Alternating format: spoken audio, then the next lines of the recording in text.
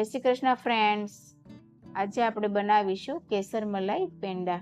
તો ફ્રેન્ડ્સ, રક્ષાબંધન નજીક આવી રહી છે અને બજારમાં મીઠાઈવાળાને ત્યાં ભીડ પણ એટલી જોવા મળે છે. તો સેમ મીઠાઈવાળાને ત્યાં મળે તેવા જ આ કેસર મલાઈ પેંડા આપણે ઘરે બનાવીને તૈયાર કરીશું. તો બજાર કરતાં એકદમ ચોખ્ખા, સસ્તા અને ફક્ત 10 જ મિનિટમાં આ પેંડા બનીને તૈયાર થઈ જશે. તો ચાલો બનાવવાનું શરૂ કરીએ.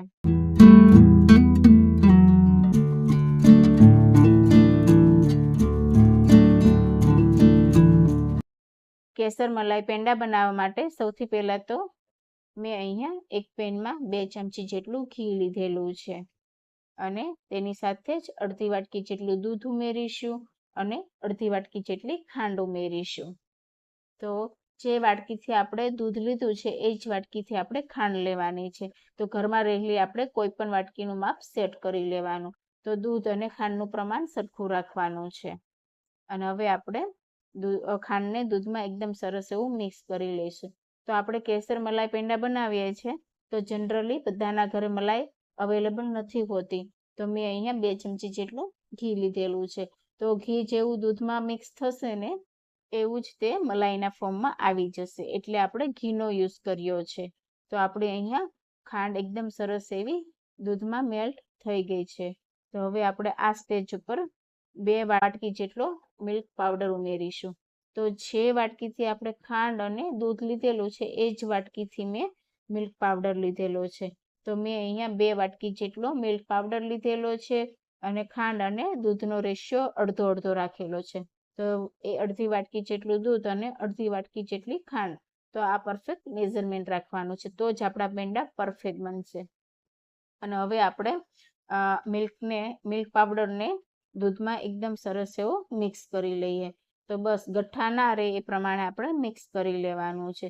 અને ફ્રેન્ડ્સ, જો આ સ્ટેજ ઉપર દૂધ વધી જશે ને તો દૂધને બાળવામાં ખૂબ જ સમય લાગશે, એટલે બસ મિલ્ક પાવડર આપણો મિક્સ થાય ત્યાં સુધી એટલું જ આપણે દૂધ ઉમેરવાનું છે. તો આપણે મિલ્ક પાવડરને એકદમ સરસ એવું દૂધમાં મિક્સ કરી લેવાનું છે. તો આપણું અહીંયા આ સ્ટ્રક્ચર બનીને તૈયાર થઈ ગયું છે. અને હવે આપણે ગેસ ઉપર આ પેંડા બનાવીશું. તો ગેસ ઉપર પણ આપણે 3 થી 4 મિનિટ માટે જ આ પેંડાના બેટરને ગરમ કરવાનું છે, કારણ કે દૂધની જે કચાશ હોય તે દૂર થઈ જાય ત્યાં સુધી જ આપણે તેને કૂક કરવાનો છે. તો 3 થી 4 મિનિટ માટે મીડિયમ ફ્લેમ ઉપર આપણે આ બેટરને ગરમ કરી લઈશું. તો જેમ જેમ બેટર આપણું ગરમ થતું જશે ને તેમ તેમ તે લિક્વિડ ફોર્મમાંથી થોડુંક હાર્ડ થતું જશે. તો અત્યારે મારું બેટર થોડુંક લિક્વિડ ફોર્મમાં છે, પણ 3 થી 4 મિનિટ થશે ને એટલે તે માવાના ફોર્મમાં આવી જશે. તો આપણે બસ માવાના ફોર્મમાં આવી જાય અને પેંડા વળે તેટલું જ આપણે ગરમ કરવાનું છે. તો જો 3 થી 4 મિનિટ પછી આપણું બેટર એકદમ સરસ એવું માવાના ફોર્મમાં આવી ગયું છે અને થોડુંક હાર્ડ પણ થઈ ગયું છે. તો હવે આપણે આ સ્ટેજ ઉપર ગેસની ફ્લેમ બંધ કરી દેવાની છે. તો પેંડા બનાવવા માટે આપણો અહીંયા માવો એકદમ સરસ એવો રેડી છે. તો હવે આપણે ગેસની ફ્લેમ બંધ કરી દઈશું અને કિચન સ્ટેન્ડ ઉપર લઈને માવાને થોડી વાર માટે ઠરવા દઈશું. તો મેં અહીંયા એક ડીશમાં માવાને લઈ લીધો અને ત્યાર પછી આપણે કેસરવાળું દૂધ ઉમેરીશું. તો આજે આપણે કેસર મલાઈ પેંડા બનાવીએ છીએ એટલે આપણે કેસરવાળું દૂધ લીધું છે. તો કેસરની ફ્લેવર માવામાં એકદમ સરસ એવી આવી જશે અને જ્યારે આપણે પેંડા ખાશું ત્યારે સેમ કેસર પેંડા ખાતા હોય તેવું જ લાગશે. તો આપણે અત્યારે ઘરે બનાવીએ છીએ પેંડા, એટલે કોઈ પણ જાતના ફૂડ કલરનો ઉપયોગ નથી કરવાના. અને તો પણ આ પેંડા સેમ કેસર મલાઈ પેંડા હોય તેવા જ બનીને તૈયાર થશે, કારણ કે આપણે કેસરનો યુઝ કર્યો છે. અને ત્યાર પછી માવાને 2 થી 3 મિનિટ માટે મસળી લઈશું, એટલે કેસરની ફ્લેવર માવામાં એકદમ સરસ એવી આવી જશે.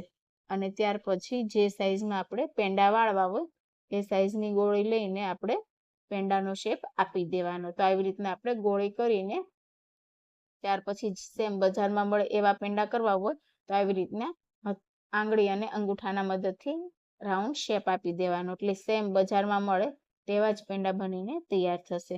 તો આપણે આવી રીતના બધા જ પેંડા વાળીને તૈયાર કરી લઈશું અને ઉપરથી આપણે કેસરથી પણ તેને ગાર્નિશ કરીશું. તો સેમ મીઠાઈવાળાને ત્યાં મળે તેવા જ આપણા ઘરે કેસર મલાઈ પેંડા બનીને તૈયાર થયા છે. તો બસ કોઈ પણ જાતની વધારાની મહેનત વગર કે કોઈ પણ જાતના વધારાના ખર્ચ વગર આ પેંડા આપણા ઘરે બનીને તૈયાર થયા છે. તો અમે અહીંયા બધા જ પેંડા વાળીને તૈયાર કરી લીધા અને હવે આપણે કેસરથી તેને ગાર્નિશ કરીશું.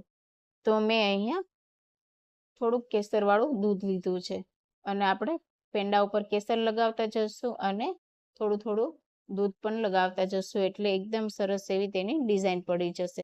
તો તમને મારો આજનો આ વિડીયો ગમ્યો હોય ને તો મારા વિડીયોને લાઈક કરજો અને તમારા ફ્રેન્ડ્સ અને ફેમિલી મેમ્બર્સમાં શેર કરજો અને આવી જ નવી રેસીપી સાથે આપણે ફરીથી મળીશું. ત્યાં સુધી બાય.